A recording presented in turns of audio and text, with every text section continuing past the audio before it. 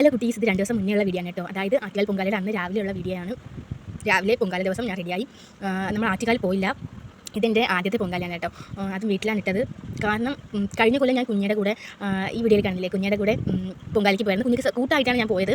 അപ്പോഴും ഞാൻ വിചാരിച്ചത് അടുത്ത കൊല്ലം വരാൻ പറ്റുമെങ്കിൽ എന്തായാലും വന്ന് പൊങ്കാല ഇടണം, സ്വന്തമായിട്ട് ഒരു പൊങ്കാല ഇടണം എന്ന് വിചാരിച്ചിരുന്നത്. പക്ഷേ പോകാൻ ചില സാഹചര്യങ്ങളുടെ സമ്മർദ്ദം കൊണ്ട് പോകാനായിട്ട് പോക്ക് നടന്നില്ല. പക്ഷേ നമ്മൾ വീട്ടിലിടാൻ വിചാരിച്ചേട്ടോ.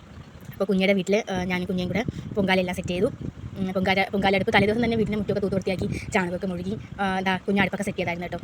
ഹെൽപ്പറായിട്ട് ഞാനിവിടെ പോയായിരുന്നു. പിന്നെ രാവിലെ വിളക്കെല്ലാം കത്തിച്ചു. നമ്മൾ വാർത്ത ഇട്ടിട്ടാണ് അതിൽ പറയുന്ന പോലെയാണ് കേട്ടോ.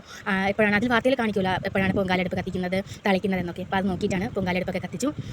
പിന്നെ കുഞ്ഞാരി കഴുകി പൊങ്കാലിക്കട കുഞ്ഞ പാൽപ്പായസമാണ് ഇട്ടത്. ഞാൻ പൊങ്കാലയും പിന്നെ അപ്പുറത്തെ അടുപ്പിൽ മണ്ടപ്പുറ്റും വൈനയിലപ്പവും തേരളി എന്നൊക്കെ പറയില്ല, അതുണ്ടായിരുന്നു കേട്ടോ. അതുണ്ടാക്കിയായിരുന്നു.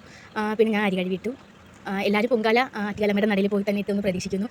എല്ലാവരുടെയും ആഗ്രഹങ്ങൾ ആറ്റുകാലമ്മ നടത്തി തരട്ടെ എന്ന് ഞാൻ പ്രാർത്ഥിക്കാൻ കേട്ടോ. പിന്നെന്താ, ഞാൻ ഫുൾ വീഡിയോ എടുത്തിട്ടില്ല. എന്നെക്കൊണ്ട് പറ്റുന്നത് പോലെ ഞാൻ ക്യാപ്ചർ ചെയ്തിട്ടുള്ളൂ കേട്ടോ. അപ്പം പൊങ്കാലയുടെ ഫുൾ റെസിപ്പി ഇട്ടിട്ടില്ല. ഞാൻ പെട്ടെന്ന് തന്നെ അരി തിളച്ച ഉടനെ തന്നെ ശർക്കരപ്പഴം പൊങ്കാലിക്കിടുന്ന അറിയാലോ, ഏലക്ക മുന്തിരിങ്ങ അതെല്ലാം ഇട്ടു. ഇനി കാണിക്കുന്നത് എൻ്റെ പൊങ്കാല നേരത്തെ റെഡി കേട്ടോ. കുഞ്ഞിന് കുറച്ച് ടൈം എടുത്തു. പാൽപ്പായസം ആയതുകൊണ്ട് തന്നെ കുറച്ച് അരി വേവുള്ളതായിരുന്നു കേട്ടോ. അപ്പോൾ കുഞ്ഞിയുടെ അവിടെ ഇരുന്നു. പിന്നെ കുറച്ച് കഴിഞ്ഞിട്ടാണ് കുഞ്ഞിയുടെ പാൽപ്പായസം റെഡി ആയത്. അപ്പോൾ അത് നല്ല അടിപൊളിയായിട്ട് തിളയ്ക്കുന്നുണ്ടോ. അതിൻ്റെ ഇടയ്ക്ക് കൊച്ചിച്ച് ഹെൽപ്പറായിട്ടുണ്ടായിരുന്നു കേട്ടോ. കൊച്ചിച്ച് നമുക്ക് ഷേക്കെല്ലാം അടിച്ചുകൊണ്ട് തന്നു, നല്ല ടേസ്റ്റ് ഉണ്ടായിരുന്നു. പിന്നെ ഒന്നേകാലൊക്കെ ആയപ്പോഴത്തേക്കും വാർത്തയിൽ പറഞ്ഞനുസരിച്ചിട്ട് നമ്മൾ തളിച്ചായിരുന്നു കേട്ടോ. അവിടെ ആറ്റുകാൽ അമ്മയുടെ നടയിൽ തളിച്ച സമയത്തിന് നമ്മളോട് തളിച്ചായിരുന്നു.